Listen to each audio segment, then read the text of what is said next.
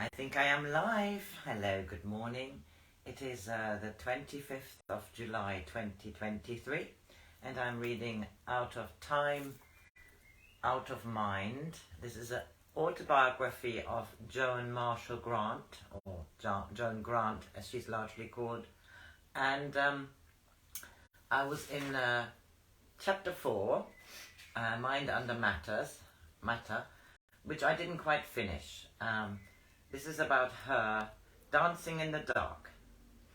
And she said that I leapt higher than is practicable, except in a dream, and landed with my foot arched as though I was wearing ballet shoes.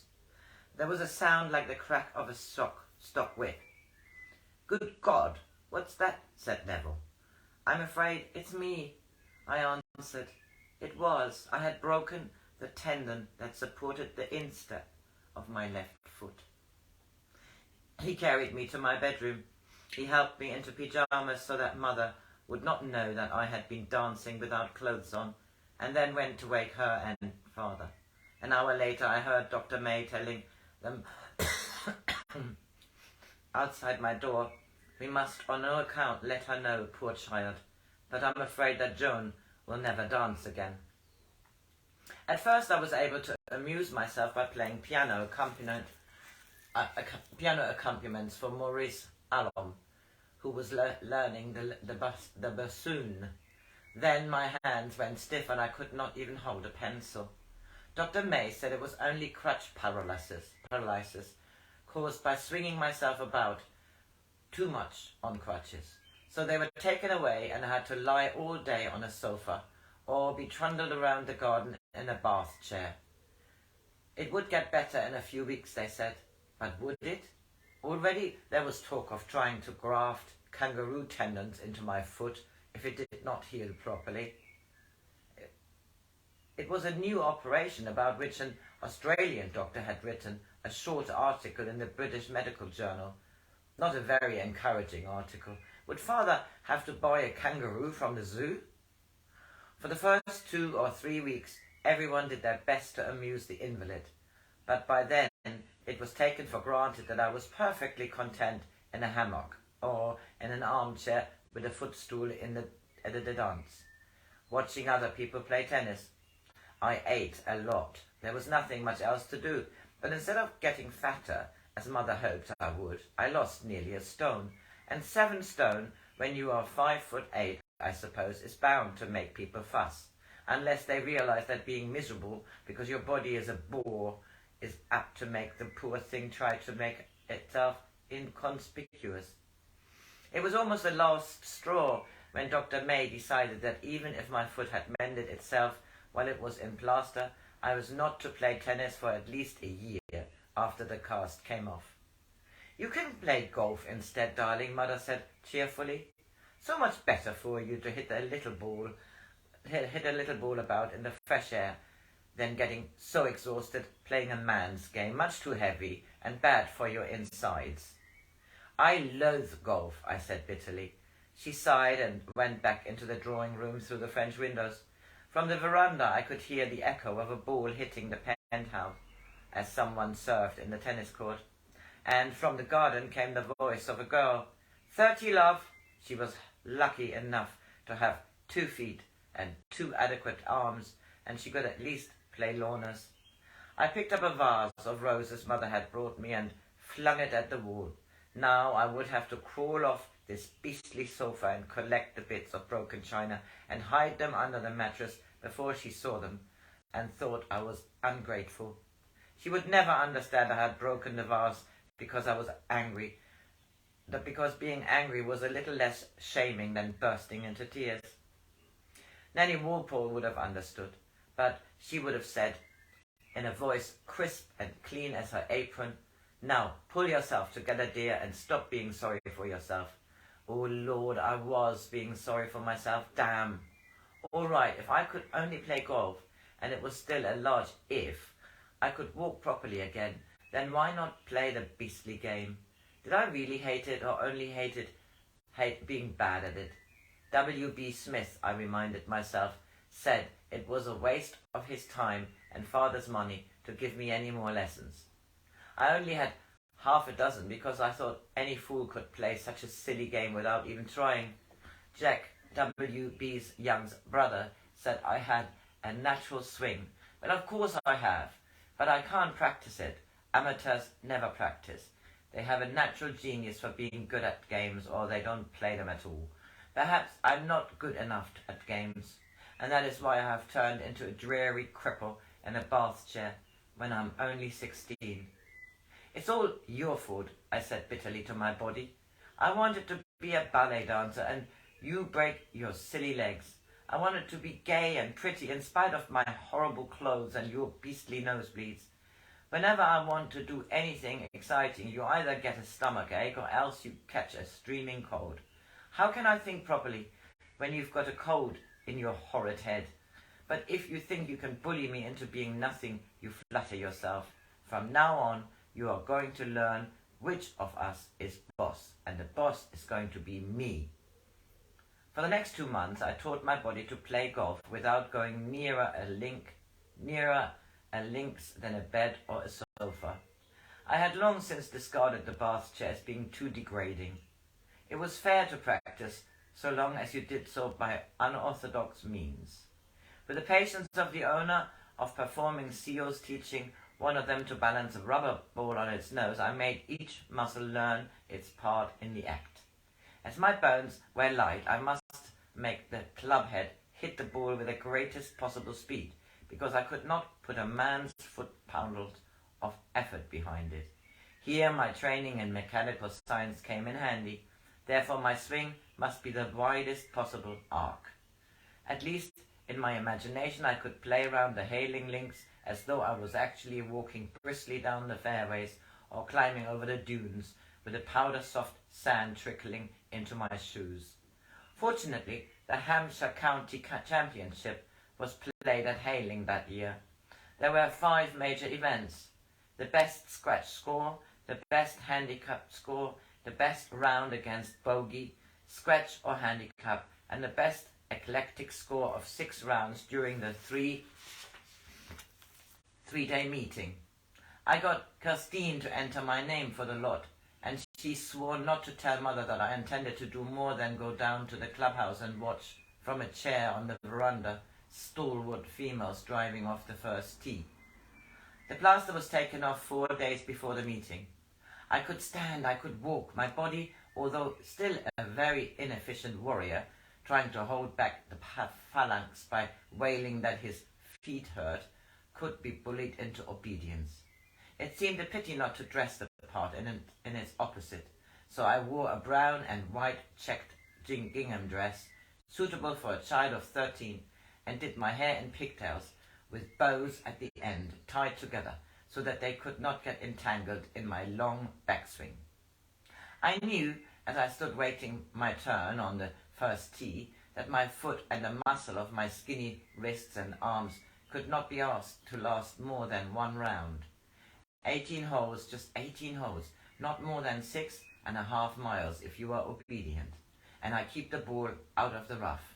For goodness sake, keep us on the fairway, as foot will never last our wrists send us into the sand. As foot will never last out if wrists send us into the sand. I was so frightened when my turn came, deliberately defenseless in my gingham and plaits among those big strong women in tweeds and sensible shoes, that I thought I was going to be sick. Just 1 round, I promised my foot, my poor quaking body. I won't ask even another yard of walking out of foot once we get back to the clubhouse, if only you won't make an ass of us in public. I kept my promise and they kept theirs. For years Father carried in his note case a newspaper cutting from the front page of the Daily Chronicle. Girl golf wonder. 16-year-old player carries off 5 awards in Hants County Championship. Chapter 5.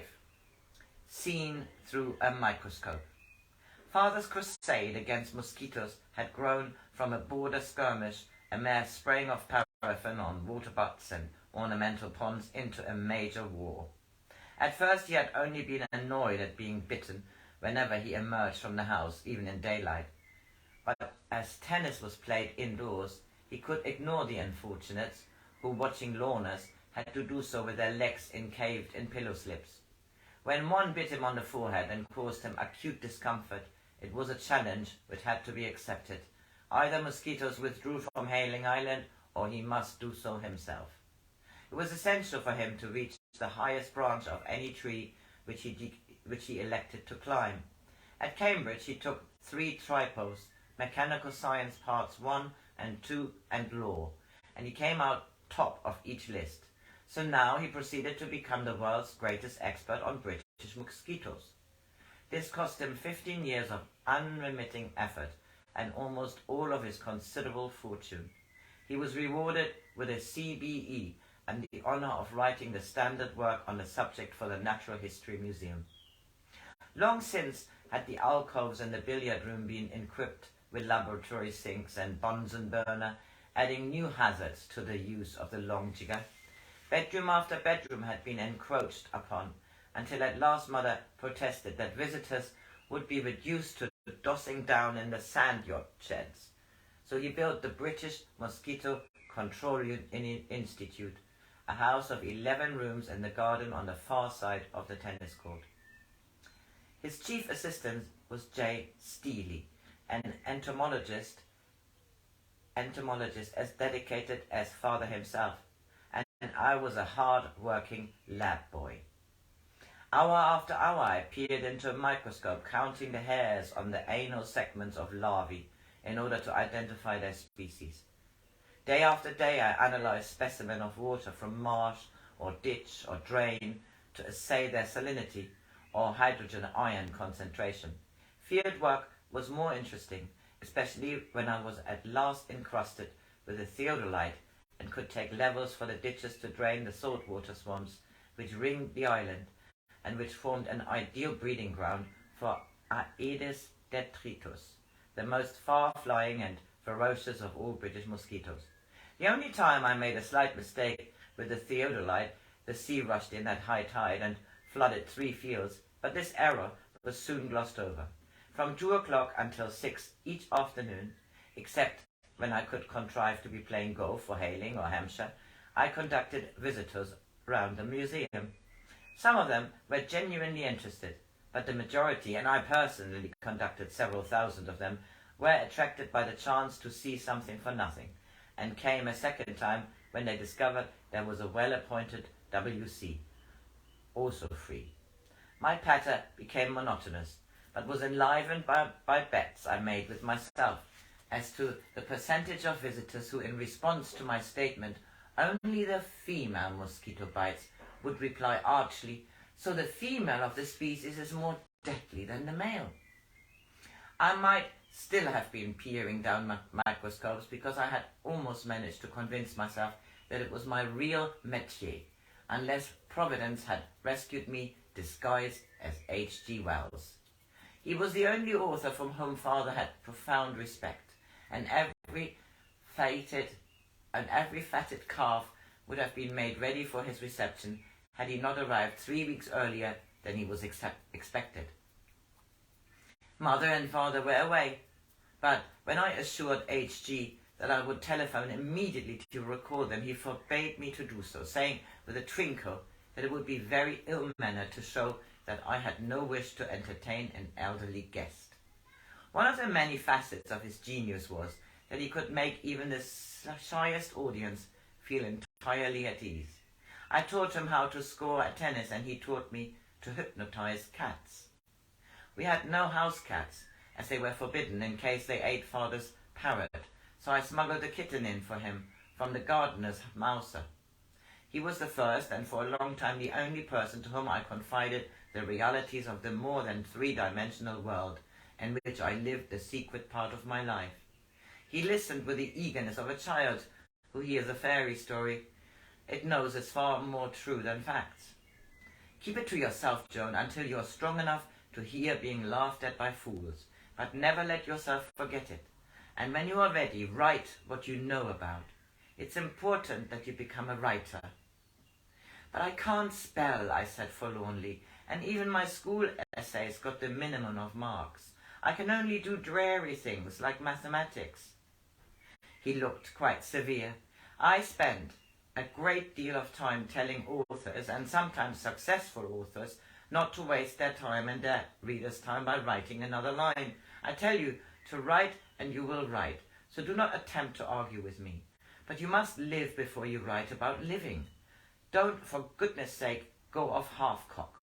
The first step is to stop your father trying to turn you into a blue-stocking, a nauseating species who frequently afflicts me with their attention and which you in no way resemble." I earned more kudos with father for being found entertaining by H.G. Wells than I had done by winning golf cups. Before he left, I knew that henceforward I would be allowed to accept invitations, even though it meant neglecting my lab work for several days. H.G.'s departure was typical of his ebullience. A new car was brought to the house. "I've never driven a car before," said H.G., "but I have read a book about it, so I shall now drive myself to Southampton." Father was horrified that genius should expose himself to such peril, but H.G. refused even to practice on the drive before setting forth alone on his journey. The only assistance he permitted was for Mother to tie a red bunch of wool on the accelerator paddle and a green one on the brake to remind him which was which. Father paced the study in acute anxiety until H.G. rang up to announce gleefully that he had not only reached his destination intact, but had averaged 24 miles per hour. "But I shall go much faster tomorrow," he chirped. "I'm an excellent chauffeur." My first house party nearly broke my nerve, for Tetley Tiaux, whose father was the governor of the Bank of England, took me to stay with his uncle near Axminster to attend 2 hunt balls.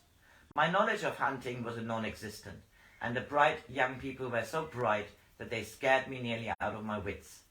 Glossy young women were even more terrifying in evening clothes than they were when mounted on a glossy horse. Both my evening dresses were pink, and only one who had been to a hunt ball in the 20s in a pink frock can understand the depth of my shame. My only solace, and almost my only partner, was a cousin of the host, Mark Lodbock. He was feeling very naturally depressed because he had recently lost 2 fingers in an oat crusher, and the family were trying to use this handicap as an excuse to make him do something useful instead of letting him study music. He came to Secord and took refuge there until they relented and let him go to Munich, which was the first stage of a career that made him a musical director of the BBC. I was now often allowed to stay with Kirsten at their London house, 3 Seymour Place. Father opened an account for me at the Berkeley so that I could return hospitality to people who invited me to meals. To someone who had been brought up among tennis professionals, it seemed logical to seek instruction from a professional restaurateur. So I went to Ferraro and asked him to teach me how and what to order. I was rising 17, and he was compassionate of the young and gauche. For a fortnight I went to him every morning at 10:30, and he gave me an hour of his valuable time. Never order champagne. It is a drink for old women and chorus girls. It's a waste of money if you are the hostess. If you're a guest, your escort, if he's not very rich, will be glad you chose a cheaper wine. And if he's not very stupid, he will appreciate that you read a wine list with discrimination. He even drew the curtains and put on the lights one morning so that I could assure myself that the dress I had bought for 8 guineas in Shaftesbury Avenue did not clash with the walls. The only time he became a trifle fretful was when I borrowed Sheba, Gloria's cheetah, and took her to a luncheon party there. Sheba behaved beautifully and ate her 4 pounds of chopped steak sitting on a chair with a napkin tied under her shin. But Ferraro saw her presence made his other clients nervous and caused them to hurry through their meal. I gave some good parties until the first quarter's bills went to father. Apparently I had been far more hospitable than he had intended, so he closed the account. I carefully concealed, even from Kirstine and Diana, that the real reason why I spent so much time watching games was that I could pretend I was living in a more romantic age, when knights jousted in the list for their ladies' favours. It was essential, of course, that at least one of the players was trying to win the tennis or the rackets match, to take wickets or make runs, because he knew I was watching him. Perhaps young men too were nostalgic for romance, for while some of my acquaintances boasted of tussles in taxis, my suitors proposed formally on their knees in some secluded corner of the garden, unless they preferred some more imaginative locale, as did Richard Hill, who chose the rackets court at Lord's. It was at Lord's that I met Douglas Jardine, the captain of the Oxford Six. He asked me to go with him the following day to a dance and village cricket at Colin McIver's, which always used to take place on the Thursday between the varsity match and the gentlemen's versus players. Douglas was taking the postman's bowling when he fell and lay writhing on the ground. Hastily I looked away and pretended not to notice. Father had often warned me that this was the correct thing to do under such circumstances. Douglas was assisted off the field, but still I did not run forward to commiserate. So sure was I that he was suffering from an injury, which was one of the few that in this incarnation could never happen to me. After he was bandaged and in bed, I went to comfort him. It was difficult to explain. My apparent lack of interest had been due to the fact that I had only just realized that the cricket ball had broken his collarbone. I almost broke his heart too, for he thought that he would never again be asked to play for the gentlemen. Foresight, had I possessed it, would have been a solace to him then, for I could have told him that missing a match was of very minor importance to someone who was going to bring the ashes from Australia. Not being able to offer this ghostly comfort, I took him to Hayling, where he stayed until he had recovered. The following year he paid me the great compliment of taking me with him to inspect the wickets at Lord's. Never have I enjoyed a walk so much as the one across that hallowed turf, under the fortuitous glares of old gentlemen in the pavilion.